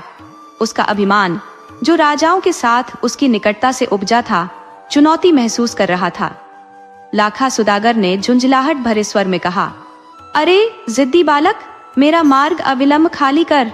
लेकिन जयंत अपनी अटल संकल्प शक्ति के साथ वहीं डटा रहा। दोनों के बीच तीव्र बहस छिड़ गई, किंतु जयंत का आत्मबल डगमगाने को तैयार न था। सुदागर का क्रोध अब आसमान छूने लगा और उसने गुस्से में आकर जयंत को थप्पड़ जड़ दिए। जयंत आहत और अपमानित रोता हुआ महल की ओर दौड़ा और अपने मामा राजा चित्रसेन के समक्ष अपनी पीड़ा व्यक्त की। उसने कहा, मामा जी, मैं नगर के बाहर अपने मित्रों के साथ खेल रहा था। वहीं लाखा नाम का एक सुदागर आया, जिसने न केवल मेरे रेत के किले को नष्ट कर दिया, बल्कि मेरी पिटाई भी की। राजा चित्रसेन यह सुनते ही आगबबूला हो गए। उन्होंने अपने भांजे को दिलासा देते हुए कहा, पुत्र, तुम चिंता मत करो। जिसने तुम्हें कष्ट पहुंचाया है, मैं उसे इसका उचित दंड दूंगा। तुरंत ही राजा ने अपनी सेना तैयार की और उस स्थान की ओर प्रस्थान किया जहां से लाखा सुदागर अपने काफिले के साथ गुजर रहा था। दूसरी ओर जब लाखा सुदागर ने देखा कि राजा अपनी सेना सहित उसकी ओर बढ़ रहा है, तो वह भयभीत हो गया। राजा की सेना ने सुदागर के काफिले पर धावा बोल दिया। लाखा स्तब्ध और घबराया हुआ सोचने लगा, आखिर महाराज मुझ पर आक्रमण क्यों कर रहे हैं? मैं तो एक व्यापारी हूँ, कोई लुटेरा नहीं। आत्मसमर्पण की मुद्रा में लाखा सुदागर राजा के सामने हाथ जोड़कर खड़ा हो गया और बोला, महाराज, मैं तो एक साधारण सौदागर हूँ, कृपया बताएं मेरा अपराध क्या है? राजा चित्रसेन ने गुस्से से कहा, तुम्हारा अपराध यह है कि तुमने मेरे भांजे पर हाथ उठाया, जिसे मैंने बड़े लाड़ प्यार से पाला है। लाखा सुदागर राजा के चरणों में गिरकर गिड़गिड़ाने लगा, महाराज, मुझसे भारी भूल हो गई, कृपया मुझे क्षमा करें। मुझे यह ज्ञात नहीं था कि वह बालक आपका भांजा है। अपनी गलती की भरपाई करने के लिए लाखा सुदागर ने 1 लाख अशर्फियां भेंट की राजा चित्रसेन यह देखकर प्रसन्न हुए और सुदागर को माफ कर दिया। महल लौटने के बाद राजा ने लाखा सुदागर का परिचय जयंत से कराया। इसके बाद सुदागर कुछ समय के लिए महल में ही ठहर गया। राजा ने उसे नगर का भ्रमण करवाया और धीरे धीरे दोनों के बीच मित्रता स्थापित हो गई। महल में रहकर लाखा सुदागर ने कई दिन व्यतीत किए। एक दिन महल में घूमते हुए उसकी दृष्टि रानी वैजयंती पर पड़ी। रानी की अप्रतिम सौंदर्य और गरिमा ने सुदागर को विचलित कर दिया। उसने मन ही मन कहा, यह अद्वितीय सुंदरी मेरी पत्नी होनी चाहिए। लाखा सुदागर ने राजा से विनम्रता से पूछा, महाराज, यह रानी कौन है? राजा ने उत्तर दिया, यह मेरी बहन वैजयंती है और जिस बालक पर तुमने प्रहार किया था वह उन्हीं का पुत्र है। सुदागर ने गंभीर स्वर में कहा, मुझे उनसे क्षमा याचना करनी चाहिए। इस बहाने वह रानी वैजयंती के पास गया और बोला, रानी जी, मुझसे बड़ी चूक हो गई जो मैंने आपके पुत्र पर हाथ उठाया। कृपया मुझे क्षमा कर दें। हालांकि सुदागर के हृदय में अब नियत बदल चुकी थी। वैजयंती ने शांत भाव से उत्तर दिया, जो हो गया वह अब अतीत है। मेरे मन में आपके लिए कोई कटुता नहीं है, इसे भूल जाइए। अगले दिन सुदागर ने एक अद्वितीय नौलखा हार रानी को भेंट स्वरूप प्रस्तुत किया। वह कहने लगा, रानी जी, जैसे आप राजा चित्रसेन की बहन हैं, वैसे ही आज से आप मेरी भी बहन हैं। कृपया इसे स्वीकार करें। रानी ने सादगी और खुशी के साथ उस हार को स्वीकार किया। उन्हें भी यही प्रतीत हुआ कि सुदागर अब उन्हें अपनी बहन मानता है। इसके उपरांत रानी ने सुदागर के सम्मान में विशेष भोजन का आयोजन करवाया। महल में रहकर कई दिन व्यतीत करने के पश्चात एक दिन सुदागर ने राजा चित्रसेन से कहा, महाराज, मैं आपकी बहन वैजयंती को अपनी बहन के समान मानता हूँ। मैंने देखा है कि वह अधिकतर समय महल के भीतर ही व्यतीत करती है। उन्हें ताजी हवा और नया परिवेश देखने का अवसर मिलना चाहिए। यदि आपकी अनुमति हो तो मैं वैजयंती और आपके भांजे को अपने नगर ले जाना चाहूंगा ताकि वे वहां का भ्रमण कर सके। कुछ ही दिनों में मैं उन्हें आपके पास सकुशल लौटा दूंगा। राजा ने उत्तर दिया, सुदागर, इस विषय में निर्णय वैजयंती स्वयं करेंगी।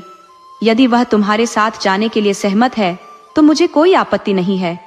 अब तुम उनके भाई हो। सुदागर वैजयंती के पास गया और उन्हें अपने नगर चलने का प्रस्ताव दिया। वैजयंती ने यह सोचकर प्रस्ताव स्वीकार कर लिया कि सुदागर उनका सम्मान करता है और यह यात्रा उनके लिए सुखद अनुभव होगी। लेकिन वैजयंती यह नहीं जानती थी कि सुदागर के मन में कपट और दुर्भावना छिपी हुई है।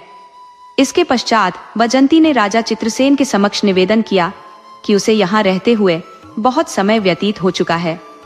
यदि उनकी अनुमति हो तो वह कुछ दिनों के लिए अपने भाई सौदागर के निवास पर जाना चाहती है। राजा चित्रसेन ने वैजयंती को सौदागर के साथ जाने की स्वीकृति दे दी। उन्होंने सोचा कि जब संबंध गहरा हो जाता है तो एक दूसरे के पास आना जाना स्वाभाविक है। राजा ने सौदागर पर पूर्ण विश्वास करते हुए अपनी बहन वैजयंती को उसके साथ भेज दिया। तत्पश्चात शीघ्रता से एक पालकी तैयार की गई। वैजयंती पालकी में बैठकर सौदागर के संग रवाना हो गई। सौदागर मन ही मन विचार कर रहा था कि वह अभी तो वैजयंती को अपनी बहन के रूप में ले जा रहा है, किंतु अपने नगर पहुंचते ही उसे अपनी पत्नी बना लेगा। इस प्रकार सौदागर वैजयंती को लेकर अपने नगर की ओर अग्रसर हुआ। यात्रा आरंभ होने के साथ ही उसने अपने सेवकों से आदेश दिया कि रात होने से पहले वे राजा चित्रसेन के राज्य की सीमा पार कर ले। सौदागर के सेवक अपने सामान और खजाने के साथ शीघ्रता से आगे बढ़ने लगे। पूरे दिन का कठिन सफर तय करने के पश्चात वे राजा चित्रसेन के राज्य की सीमा से बाहर निकल गए। दूसरे राज्य में पहुंचते पहुंचते रात हो चुकी थी। सौदागर ने एक सुरक्षित स्थान चुनकर वहां डेरा डाल दिया। वैजयंती के लिए एक अलग तंबू लगाया गया और राजकुमार जयंत के लिए भी एक अलग तंबू की व्यवस्था की गई। रात्रि के आधे पहर के समय वैजयंती की अद्वितीय सुंदरता की छवि सौदागर के मन मस्तिष्क में घूमने लगी। वह एक षड्यंत्र के तहत आधी रात को वैजयंती के तंबू में घुस गया। रानी की दिव्य छवि देखकर उसकी नियत भ्रष्ट हो गई। जब सौदागर ने तंबू में प्रवेश किया तो उसके कदमों की आहट से वैजयंती की नींद खुल गई। वैजयंती ने जाग कर देखा तो सौदागर को अपने तंबू में खड़ा पाया। उसकी दृष्टि से यह स्पष्ट हो गया कि सौदागर की नियत दुष्ट है। वजंती भयभीत हो गई और पूछने लगी, भैया इतनी रात को यहाँ क्या कर रहे हो? वजंती की बात सुनकर सौदागर अपनी शैतानी मुस्कान के साथ हंसने लगा और बोला, अब मुझे भाई मत कहो, क्योंकि आज से तुम मेरी पत्नी बनोगी। सौदागर के इन शब्दों को सुनकर वजंती का मन सशंकित हो उठा। अब उसे सौदागर की दुर्भावना का पूरा बोध हो चुका था। सौदागर ने कहा, जब से मैंने तुम्हें देखा है मैं तुम्हारे रूप का दीवाना हो गया हूँ। इसी कारण मैंने तुम्हें यहाँ बुलाने का बहाना बनाया। आज से तुम मेरे महल की रानी बनोगी और मेरे महल की शोभा बढ़ाओगी। ऐसी बातें सुनकर रानी आक्रोशित होकर प्रचंड क्रोध में भर गई। उसकी आंखों में आग सी जल रही थी और चेहरा भयमय गंभीरता से तप रहा था। उसने तुरंत अपनी तलवार खींच ली और तीव्र स्वर में बोली, यदि तुमने नीच विचार से मुझे छूने का दुस्साहस किया तो मैं तुम्हारा वध कर दूंगी और स्वयं भी अपने प्राण त्याग दूंगी। मेरे भाई चित्रसेन ने तुम पर विश्वास करके बहुत बड़ी भूल की है। उसने आगे कहा, ये तो सत्य ही है कि नियम की जड़ में चाहे कितना भी दूध डालो उसमें मिठास नहीं आती। नीच प्रवृत्ति का व्यक्ति अपनी दुष्टता कभी नहीं छोड़ सकता। ऐसे 4 प्रकार के लोगों पर कभी विश्वास नहीं करना चाहिए। पहला, कामी और चंचल मन वाला। दूसरा, धन का लोभी। तीसरा, चापलूस।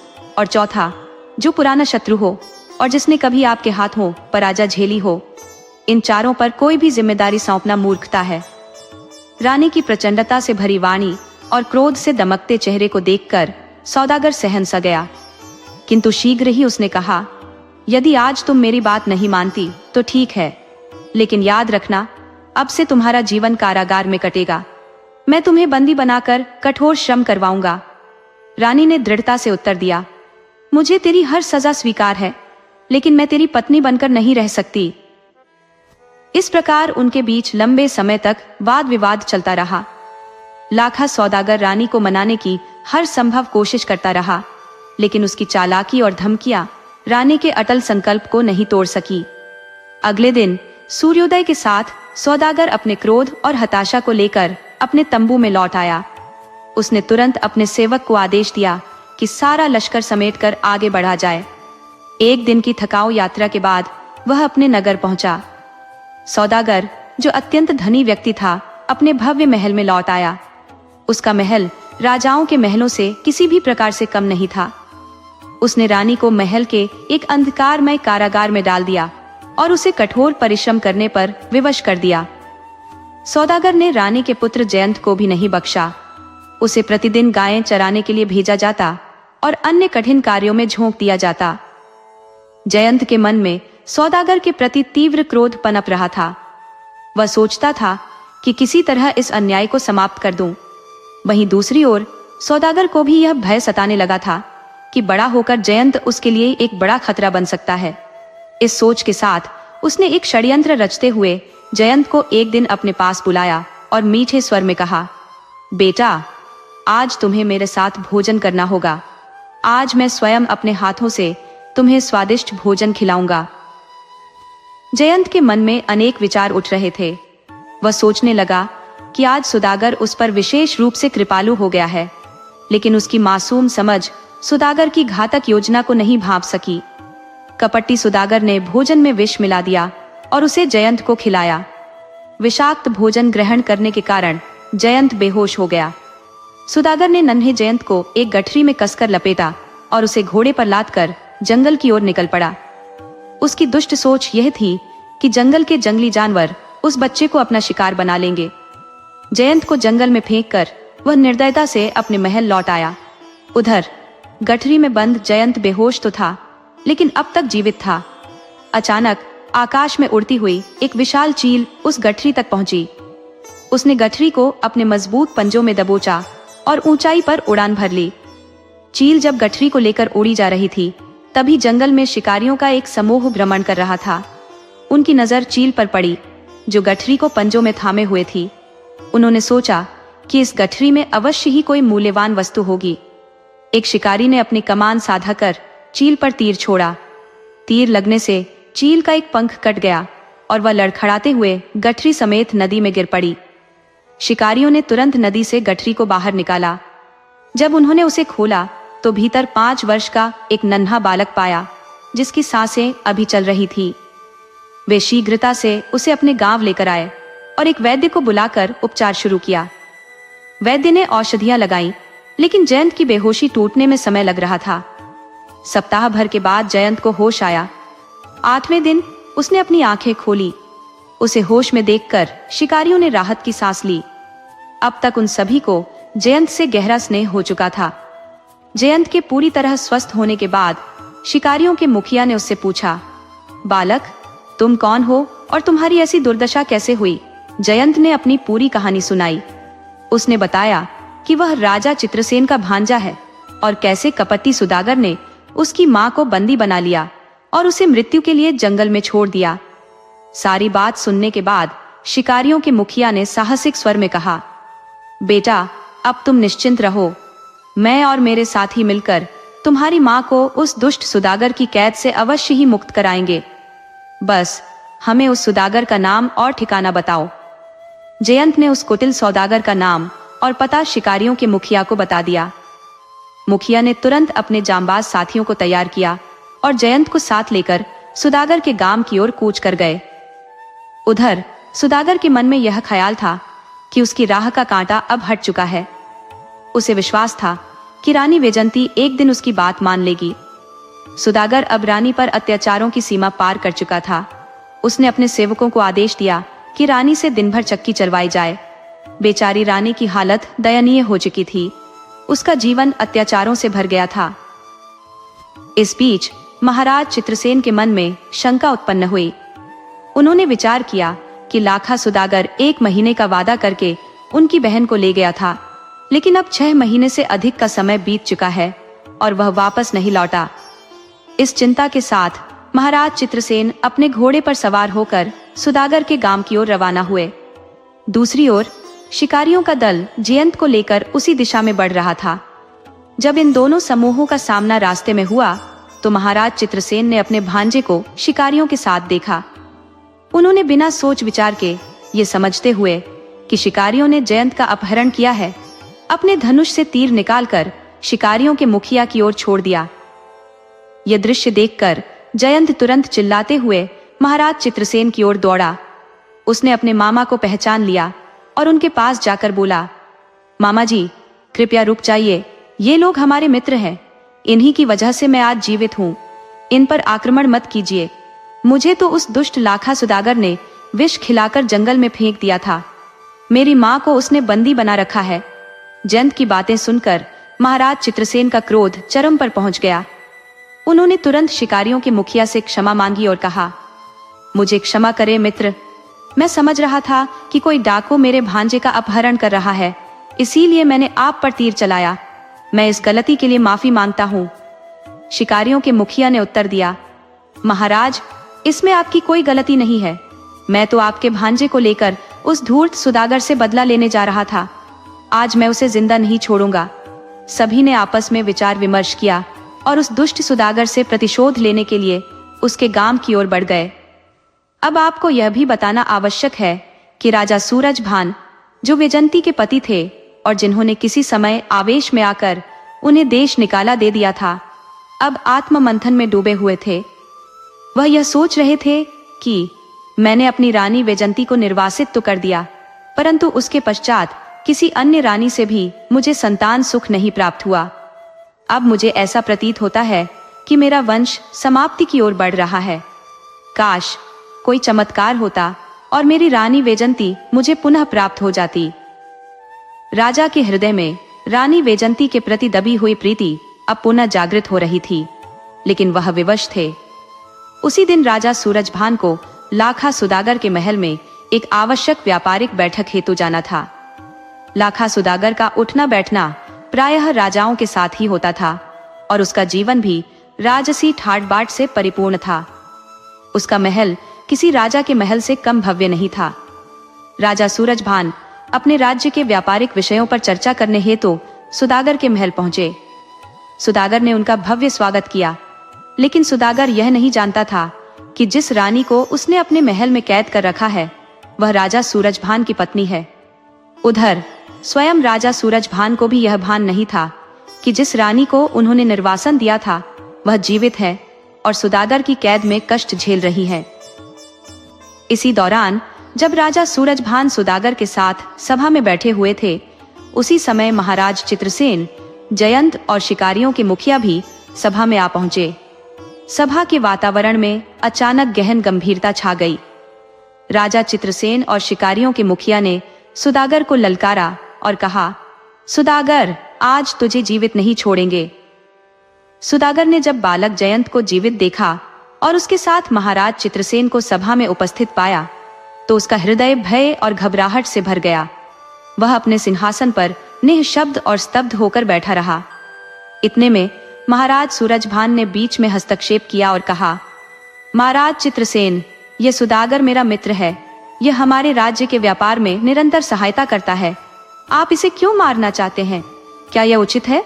राजा चित्रसेन ने गहरी निश्वास लेते हुए उत्तर दिया, महाराज सूरजभान, यह धूर्त सुदागर मेरे धर्म की बहन पर अमानवीय अत्याचार कर रहा है और यह बालक जयंत मेरे धर्म का भांजा है। इसकी सच्चाई आपको ज्ञात नहीं है। इसके बाद महाराज चित्रसेन ने पूरी घटना का विस्तार से वर्णन किया, जिससे सभा का वातावरण और भी तनावपूर्ण हो गया।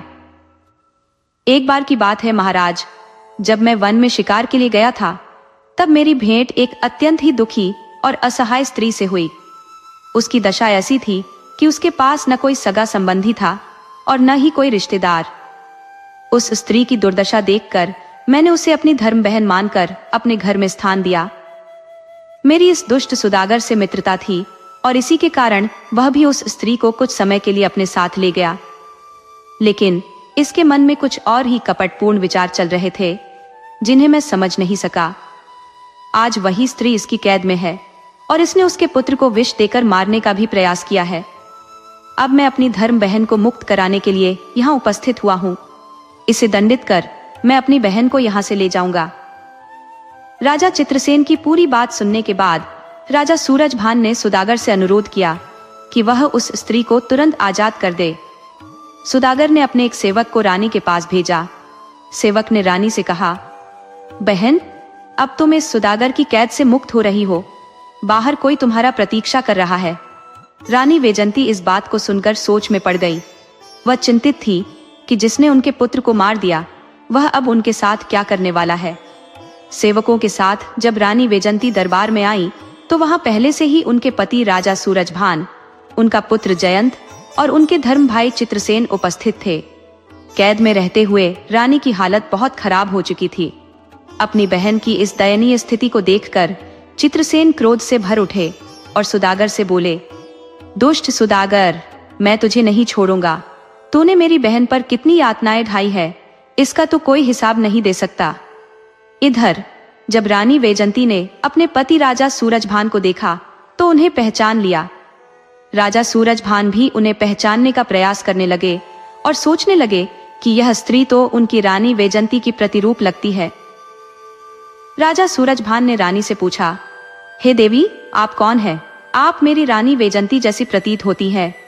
रानी वैजंती ने उत्तर दिया, महाराज, मुझे यह आशा नहीं थी कि आप मुझे इतनी जल्दी भूल जाएंगे। क्या आपको वह घटना याद है जब हमारे बीच पक्षियों के एक जोड़े को लेकर विवाद हुआ था? आपने जिन पक्षियों को नर बताया था वे वास्तव में नर और मादा थे। मैंने पक्षी विशेषज्ञ को 200 अशर्फियां देकर झूठ बुलवाया था ताकि आपको देश छोड़कर न जाना पड़े, लेकिन इसके बावजूद आपने मुझे वनवास दे दिया और आपके सैनिकों ने मुझे जंगल में छोड़ दिया। यह मेरे धर्म भाई चित्रसेन है, जिन्होंने मुझे सम्मान पूर्वक अपने घर में स्थान दिया। उसी दौरान मेरी कोख से इस पुत्र जयंत ने जन्म लिया।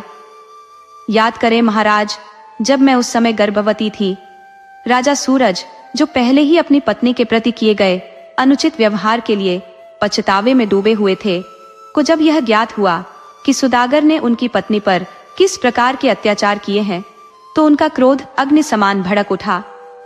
वे तलवार लेकर सुदागर का अंत करने के लिए उसकी ओर दौड़े। उसी समय रानी वैजंती ने हस्तक्षेप किया और सुदागर को क्षमा करने की विनती करते हुए कहा, महाराज, इसे जीवन दान दीजिए। इसमें इसका कोई दोष नहीं है। यह तो मेरे दुर्भाग्य का काल था जो मुझे इतने कष्ट सहने पड़े। रानी की करुणा और उदारता से सुदागर का मन पश्चाताप से भर गया। वह रानी के चरणों में गिर पड़ा और बारंबार क्षमा याचना करने लगा। उसने कहा, महारानी, आपने आज मेरे जीवन को बचा लिया, आप महान है। इस प्रकार वहां परिवार का पुनर्मिलन एक मधुर क्षण में बदल गया। राजा सूरजभान ने चित्रसेन के चरणों में गिरकर कहा, महाराज, मैं आपका जीवन भर ऋणी रहूंगा। आपने मेरे परिवार को पुनः संजीवनी प्रदान की। राजा सूरजभान ने अपनी रानी वैजंती से भी बारंबार क्षमा मांगी और उन्हें अपने साथ चलने के लिए राजी कर लिया। सुदागर को माफ करने के बाद राजा सूरजभान अपने पुत्र और पत्नी को लेकर अपने नगर लौट आए। चित्रसेन भी संतुष्ट और आनंदित थे कि उनकी बहन अपने घर सुरक्षित और प्रसन्न होकर लौट रही है। अपने महल में लौटने के बाद कुछ वर्षों के अंतराल में जब जयंत युवा हो गया तो राजा सूरजभान ने अपनी गद्दी उसे सौंप दी। तो दोस्तों, ऐसी ही अद्भुत और प्रेरणादायक कहानियों के लिए हमारे चैनल को अवश्य सब्सक्राइब करें।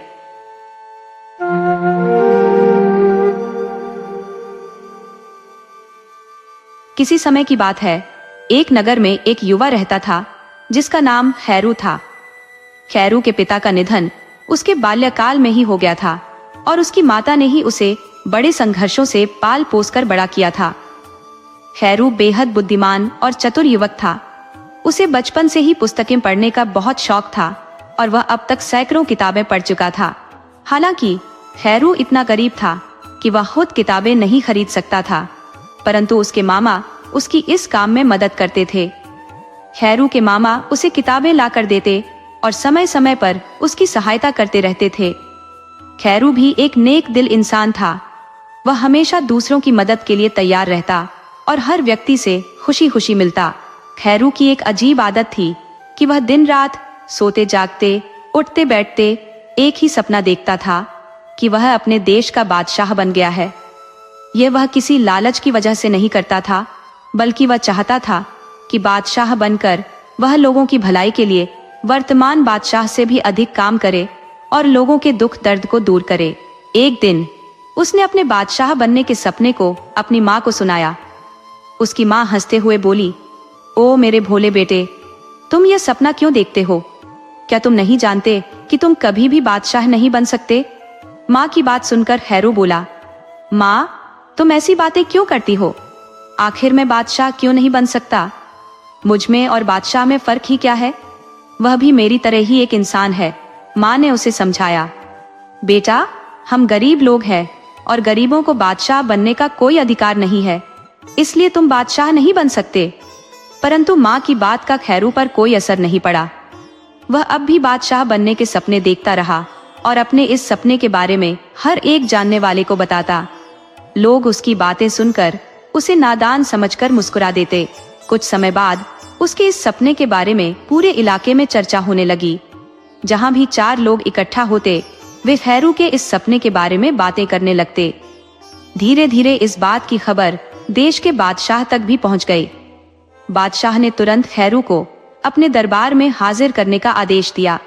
सिपाहियों ने जल्द ही खैरू को पकड़कर बादशाह के सामने पेश कर दिया। बादशाह पहले तो निर्धन खैरू को देखकर अत्यंत विस्मित हुआ। फिर उसने कहा, मैंने सुना है कि तुम बादशाह बनने का स्वप्न देख रहे हो और लोगों को भी इसके बारे में बता रहे हो। खैरू ने सिर झुकाकर कहा, जी हुजूर, आपने बिल्कुल सही सुना है, मगर तुम यह स्वप्न क्यों देखते हो? क्या तुम नहीं समझते कि बादशाह बनना अत्यंत कठिन कार्य है? और वैसे भी राजगद्दी पर केवल बादशाह का पुत्र ही बैठ सकता है। जब तुम्हारा राज घराने से कोई संबंध नहीं है तो तुम बादशाह कैसे बन सकते हो? बादशाह की आवाज में अब एक शक्ति सी आ गई थी। खैरू ने उत्तर दिया, बादशाह सलामत, मैं यह सब पहले से ही जानता हूँ, लेकिन बादशाह भी तो मेरी ही तरह से एक इंसान होता है। सब इंसान समान है, इसीलिए यह आवश्यक नहीं कि राजगद्दी पिता से पुत्र को ही मिले, बल्कि जो व्यक्ति अधिक योग्य और अधिक समझदार हो, उसे ही राजगद्दी मिलनी चाहिए। खैरू की यह बातें सुनकर बादशाह के पास कोई उत्तर नहीं था। वह कुछ क्षणों के लिए मौन रहा और फिर बोला, खैरू, तुम्हारी यह बात मेरे हृदय में घर कर गई है। यदि तुम इस देश के बादशाह बनना चाहते हो और अपने स्वप्न को साकार करना चाहते हो, तो मैं तुम्हें एक अवसर दूंगा। बोलो, तैयार हो? बादशाह की बात सुनकर सभी लोग हैरान थे, परंतु कोई कुछ नहीं बोला। तब खैरू ने बड़ी ही खुशी से कहा, जी बादशाह सलामत, मैं तैयार हूँ। बताइए मेरे लिए क्या आदेश है। तो सुनो खैरो, तुम्हें मेरी 4 शर्तों को पूरा करना होगा। इनमें से 3 तो प्रश्न है जिनके तुम्हें उत्तर देने होंगे और एक कार्य है जो तुम्हें संपन्न करना होगा। यदि तुम यह चारों शर्तें पूरी कर दो तब तुम मेरी राजगद्दी के हकदार बन सकते हो। बादशाह की बात सुनकर खैरो के होठों पर मुस्कान आ गई। वह बोला, हुजूर, आप जैसे चाहें वैसे प्रश्न मुझसे कर सकते हैं। मैंने बहुत सी किताबें पढ़ी है और इस दुनिया में ऐसा कोई प्रश्न नहीं जिसका उत्तर मुझे ज्ञात न हो, और ऐसा कोई कार्य नहीं जिसे कोई इंसान पूरा न कर सके। खैरो की हिम्मत देखकर बादशाह के साथ साथ बाकी लोग भी हैरान थे। बादशाह ने कहा, तो सुनो, मेरा पहला प्रश्न है। मान लो मेरे पास एक डिब्बा है जिसके भीतर एक और डिब्बा है और उसके अंदर एक और डिब्बा है। यह तीसरा डिब्बा एक मजबूत धातु का बना हुआ है, लेकिन जब उस धातु के डिब्बे को खोला गया तो उसके भीतर कुछ नहीं निकला। इसका क्या अर्थ है? अब दूसरा प्रश्न सुनो। दूसरा प्रश्न यह है कि यदि कोई स्वप्न देखे कि एक सुनहरी थाली में 2 प्याले रखे हुए हैं, उनमें से एक में मीठा शरबत है और दूसरे में विष है, तो इसका क्या अर्थ है? और तीसरा प्रश्न ये है कि यदि मेरी बेटी शहजादी के पास एक चांदी की थाली में एक गुड्डा और एक गुड़िया रखी हुई है और उनके बीच में एक चांदी की अंगूठी पड़ी है, तो इन चीजों का क्या अर्थ है? इन तीनों प्रश्नों का यदि तुम सही उत्तर दे पाओ तो अंत में तुम्हें जो कार्य करना है वह यह कि अपने नगर में तुम्हें एक विशाल तालाब बनाना है जिससे पूरे इलाके के लोगों की पानी की समस्या का समाधान हो सके। इन शर्तों को पूरा करने के लिए कोई समय सीमा निर्धारित नहीं है। तुम जितना समय चाहो उतना ले सकते हो, चाहे 3 दिन, 3 महीने या 3 साल में यह कार्य पूरा करो, मुझे कोई आपत्ति नहीं है। जब तुम सभी शर्तों को पूरा कर लोगे तो ये राजगद्दी तुम्हारी हो जाएगी। जब बादशाह सलामत ने अपनी बात समाप्त की तो खैरो ने विनम्रता से कहा, बादशाह सलामत, आपने जो प्रश्न मुझसे पूछे हैं उनका उत्तर देना मेरे लिए कोई कठिन कार्य नहीं है। मुझे इसके लिए कोई समय नहीं चाहिए। मैं अभी इसी क्षण आपके प्रश्नों के उत्तर दे सकता हूँ। तो सुनिए, आपका पहला प्रश्न धातु के डिब्बे से जुड़ा हुआ है जो एक बड़े डिब्बे में बंद है, और वह बड़ा डिब्बा भी एक अन्य डिब्बे के अंदर बंद है। जब उस धातु के डिब्बे को खोला जाता है तो उसके अंदर कुछ भी नहीं निकलता। इसका तात्पर्य शाही खजाने से है, और वास्तविकता ये है कि आपका शाही खजाना इस वक्त बिल्कुल खाली पड़ा है। दूसरा प्रश्न आपने 2 प्यालों के बारे में पूछा है जिनमें से एक में शरबत है जो मीठा है और दूसरे प्याले में कड़वा जहर है। ये दोनों प्याले एक सुनहरे थाल पर रखे हुए हैं। ये सुनहरी थाल आपकी राजगद्दी का प्रतीक है और शरबत का मतलब शाही महल की सुख सुविधाएं है, जबकि जहर का मतलब राजकाज चलाने और कानून का पालन करवाने की कठोरता से है, जिनके बिना राज नहीं किया जा सकता। तीसरे प्रश्न में आपने पूछा कि शहजादी ने एक चांदी की थाल में एक गुड्डा और एक गुड़िया रखी हुई है और उनके बीच में चांदी की अंगूठी पड़ी है। बादशाह सलामत, इसका अर्थ है कि शहजादी की उम्र विवाह के योग्य हो चुकी है और अब वह अपना घर बसाना चाहती है, लेकिन आप अपनी राजपाट की जिम्मेदारियों में एक पिता की जिम्मेदारी को भूल गए हैं। खैरो के उत्तर सुनकर बादशाह हैरान रह गया और कुछ बोल नहीं सका। पूरे दरबार में बैठे दरबारियों और मंत्रियों के चेहरे देखने लायक थे। सब एक दूसरे की ओर देखकर हैरान हो रहे थे कि कोई व्यक्ति ऐसे कठिन प्रश्नों के उत्तर इतनी आसानी और शीघ्रता से कैसे दे सकता है। सभी लोग, यहाँ तक कि बादशाह भी, खैरो की बुद्धिमानी का लोहा मान गए। बादशाह ने कहा, खैरो, तुम्हारे दिए गए उत्तर वास्तव में प्रशंसा के योग्य है, लेकिन अभी एक आखिरी शर्त तुम्हें पूरी करनी है। अपने इलाके में जाकर एक इतना बड़ा तालाब बनाना है जिससे कि पूरे क्षेत्र की पानी की समस्या का समाधान हो सके। तब खैरो ने कहा, हुजूर, आपकी इस आखिरी शर्त को पूरा करने के लिए मुझे कुछ समय लगेगा। कृपया मुझे आज्ञा दीजिए ताकि मैं अपने कार्य को पूरा कर सकूं। बादशाह कुछ चिंतित स्वर में बोले, हाँ, अब तुम्हें जाने की अनुमति है। खैरो अपने घर वापस आया और अपनी माँ को दरबार में घटित पूरा वाकया सुनाया। माँ ने पहले तो खैरो को बधाई दी, फिर सावधान करते हुए कहा, मेरे बच्चे, तुम बहुत ही सतर्क रहना, क्योंकि ऐसा ना हो कि बादशाह तुम्हें कोई नुकसान पहुंचा दे। इसलिए अभी भी बादशाह बनने की ख्वाहिश को छोड़ दो। खैरो ने उत्तर दिया, ऐसा मत कहो माँ, इस दुनिया में कोई भी काम असंभव नहीं है। सिर्फ हिम्मत की जरूरत है। ये कहकर खैरू घर से निकल पड़ा और अपने मामा के पास पहुंचा ताकि वह उनसे सलाह ले सके कि वह कैसे एक ऐसा तालाब बना सके जिससे पूरे इलाके के लोगों की पानी की समस्या को हल किया जा सके। सारी बात जानने के बाद खैरू के मामा ने कहा, बेटा, कोई भी काम अकेले नहीं किया जा सकता। तालाब खोदने के लिए कई मजदूर चाहिए, परंतु तुम्हारे पास इतना पैसा नहीं है कि तुम मजदूरों को दिहाड़ी देकर काम करवा सको। खैरू ने पूछा, तो क्या यह काम पूरा नहीं हो सकता? मामा ने उत्तर दिया, नहीं, मैंने ऐसा तो नहीं कहा। एक रास्ता है, तुम अपने सभी दोस्तों, रिश्तेदारों और जानने वालों से बात करो और उनकी मदद लो। वे तुम्हारा साथ दें तो तालाब खोदने में तुम्हारी मदद कर सकते हैं, और तुम उनसे यह वादा करो कि बादशाह बनते ही तुम उनकी मेहनत का उचित इनाम उन्हें दोगे। खैरू ने अपने मामा की बात मान ली और ऐसा ही किया। क्योंकि वह खुद भी सभी की मदद करता रहता था, इसलिए सभी लोग उसकी सहायता करने के लिए तैयार हो गए। सब लोग दिन रात मेहनत करके 3 महीने में तालाब खोद डाले, और जब बारिश का मौसम आया तो तालाब पानी से लबालब भर गया। दूसरी तरफ बादशाह को पूरा विश्वास था कि खैरू इस चौथी शर्त को पूरा नहीं कर पाएगा, क्योंकि तालाब खोदने के लिए धन चाहिए और खैरू एक गरीब लड़का था। बादशाह ने सोचा कि खैरू ये काम नहीं कर पाएगा और बादशाह बनने का अपना सपना छोड़ देगा। मगर जब 3 महीने बीत गए और खैरू बादशाह के दरबार में उपस्थित हुआ, उसने कहा, मैंने चौथी शर्त पूरी कर ली है और एक ऐसा बड़ा तालाब बना दिया है जो पूरे गांव की पानी की समस्या को हल कर देगा। इसलिए अब वादा पूरा करने की बारी बादशाह सलामत की है। उसकी बात सुनकर बादशाह दंग रह गया। खैरू ने उसी वक्त उस स्थान पर जाने का निश्चय किया जहां तालाब बनाया गया था। वहां पहुंचकर उसने देखा कि तालाब वास्तव में बहुत विशाल था। इस अद्वितीय तालाब को देखकर बादशाह बोले, तुमने यह सब कैसे कर लिया? तुम्हारे पास तो इतना धन है ही नहीं, फिर यह चमत्कार कैसे हुआ? खैरू ने मुस्कुराते हुए उत्तर दिया, बादशाह सलामत, सबसे पहले इंसान को यह समझना चाहिए कि वह क्या कर सकता है, और फिर यह जानना चाहिए कि दूसरों से सहायता कैसे प्राप्त की जाए।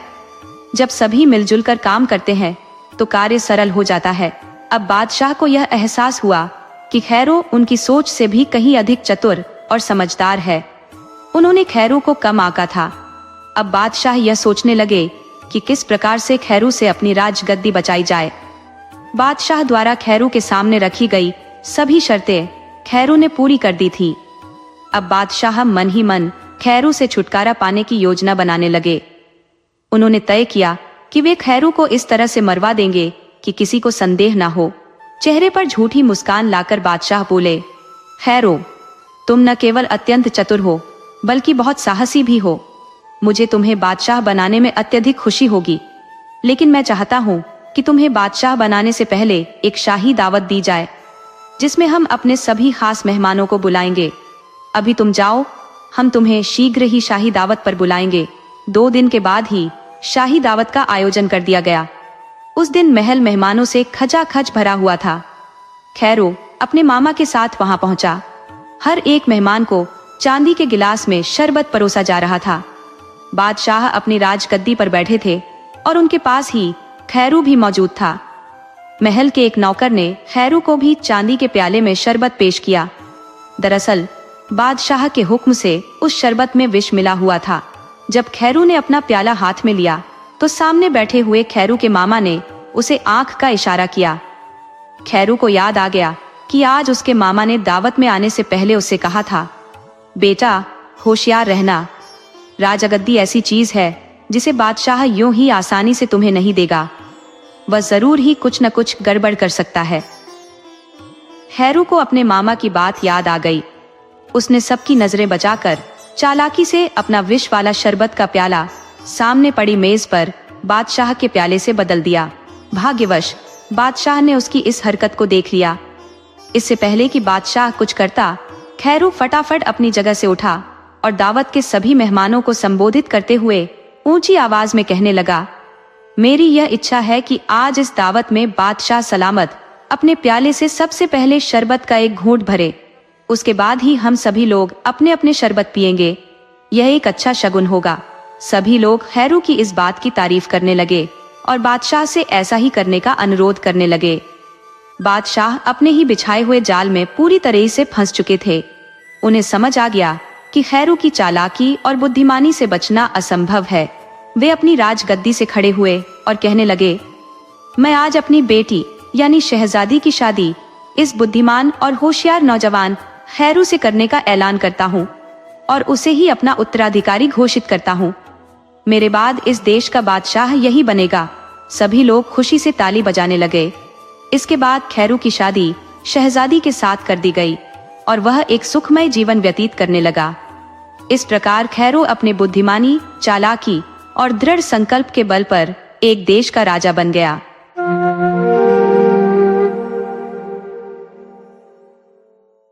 बहुत समय पहले की बात है।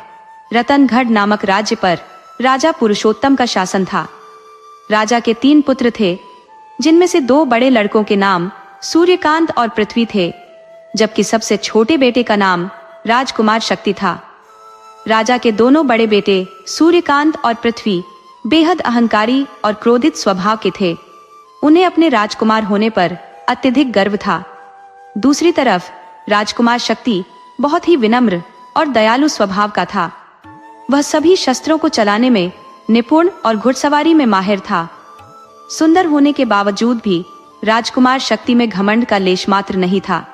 इसी कारण राजा पुरुषोत्तम और राज्य की प्रजा उससे अत्यधिक प्रेम करती थी, जबकि दोनों बड़े राजकुमार अपने छोटे भाई से ईर्ष्या करते थे और हमेशा उसे नीचा दिखाने की तरकीबें सोचते रहते थे।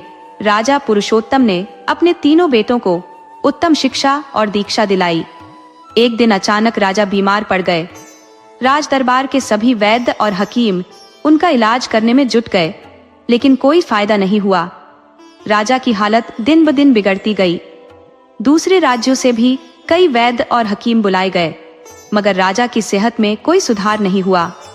कुछ दिनों के बाद एक बूढ़ा वैद्य राज दरबार में आया और उसने राजा को देखने की आज्ञा मांगी। आज्ञा मिलने के बाद उसने राजा की नब्ज देखी और कुछ देर तक गौर किया। फिर वह बोला, महाराज का इलाज संभव है, मगर इसके लिए आकाश फूल नाम की एक बूटी चाहिए। राजकुमारों ने पूछा, आखिर आकाश फूल मिलेगा कहाँ? वैद्य ने जवाब दिया, यहाँ से 200 मील दूर पहाड़ों के दूसरी तरफ सुंदरवन नामक जंगल में यह बूटी मिल सकती है। यदि केवल 2-3 फूल भी मिल जाएं, तो महाराज स्वस्थ हो जाएंगे। तीनों राजकुमारों ने एक साथ कहा, हम वह फूल जरूर लेकर आएंगे। उनके इस संकल्प से वैद्य बहुत खुश हुआ, मगर उसने चेतावनी दी कि वहां जाना आसान नहीं है। वहां कई तरह के खतरे हो सकते हैं। जो लोग उस दिशा में गए हैं, वे अक्सर जिंदा वापस नहीं आते। वैद्य की इन बातों से राजकुमारों को थोड़ा भय तो महसूस हुआ, मगर उन्होंने हिम्मत नहीं हारी। राजकुमार शक्ति सबसे पहले तैयार हो गया।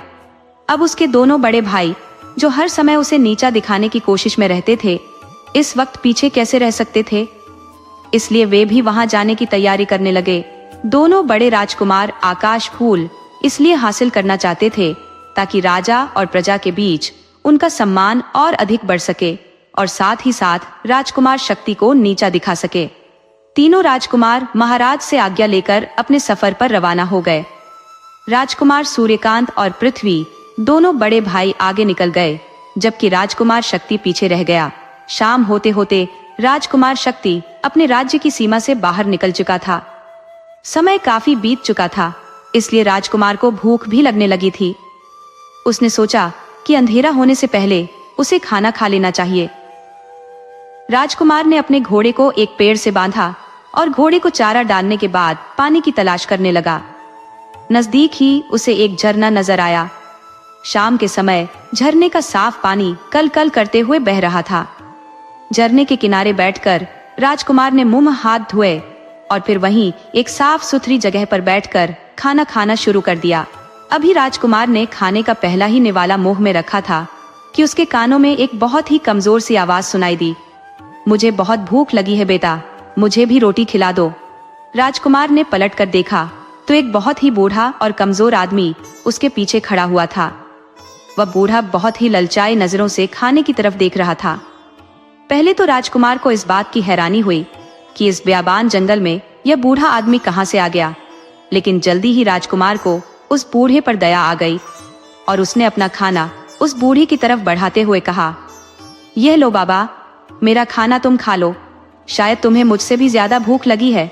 राजकुमार का इतना कहना था कि वह बूढ़ा आदमी खाने पर टूट पड़ा और जल्द ही सारा खाना चट कर गया। राजकुमार को यह देखकर बहुत हैरानी हुई और वह सोचने लगा कि जो खाना 3 आदमियों के लिए हो सकता था, वह यह बूढ़ा आदमी अकेले ही कैसे खा गया। अभी राजकुमार इन सभी विचारों में डूबा हुआ था कि अचानक एक बहुत तेज रोशनी हुई। राजकुमार ने देखा कि उसके सामने अब कोई बूढ़ा आदमी नहीं बल्कि एक ऋषि खड़े थे। ये देखकर राजकुमार के आश्चर्य का ठिकाना न रहा। बड़ी मुश्किल से अपने आप को संभालते हुए राजकुमार ने कहा, आप कौन है ऋषिवर, और वह बूढ़ा आदमी कहाँ गया। तब ऋषि ने कहा, राजकुमार, मैं तुम्हारी परीक्षा लेने के लिए आया था और मुझे खुशी है कि तुम इस परीक्षा में बिल्कुल खरे उतरे हो। वास्तविकता कुछ ऐसी है कि जिस वृद्ध व्यक्ति को आपने अभी भोजन कराया था, वह वास्तव में मेरा ही एक रूप था।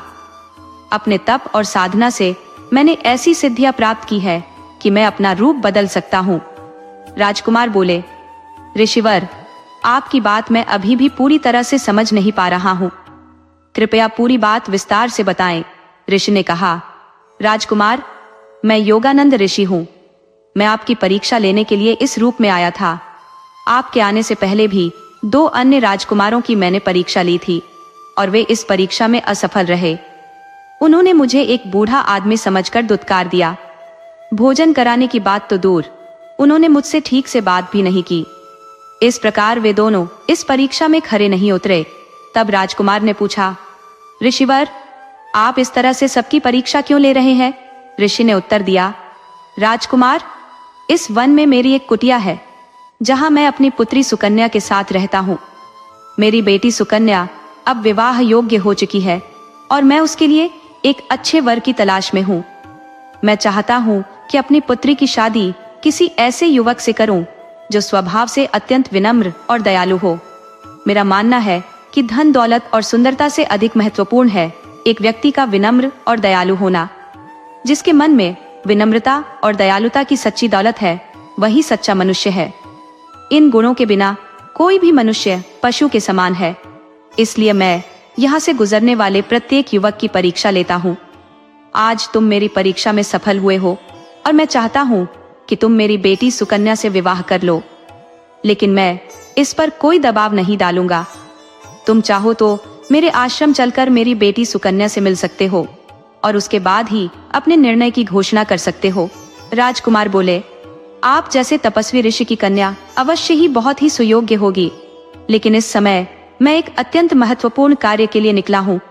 मैं अपने पिता की बीमारी के उपचार के लिए सुंदरवन जा रहा हूँ, जहाँ से मुझे आकाश फूल नामक औषधि लानी है। इसलिए चाहकर भी मैं आपके साथ नहीं चल सकता। ऋषि योगानंद ने कहा, राजकुमार, जिस आकाश फूल की तुम बात कर रहे हो उसके विषय में मैं भली भांति जानता हूँ। सुंदरवन का मार्ग अत्यंत दुर्गम और खतरनाक है। यदि तुम मेरे साथ मेरे आश्रम में चलोगे तो मैं तुम्हें एक ऐसा घोड़ा दूंगा जो तुम्हें सुंदरवन तक सरलता से पहुंचा देगा। तुम बिना किसी खतरे के वहां से आकाश फूल लेकर आसानी से लौट सकोगे। यह सुनते ही राजकुमार ने तुरंत ही ऋषि के साथ जाने का निश्चय कर लिया।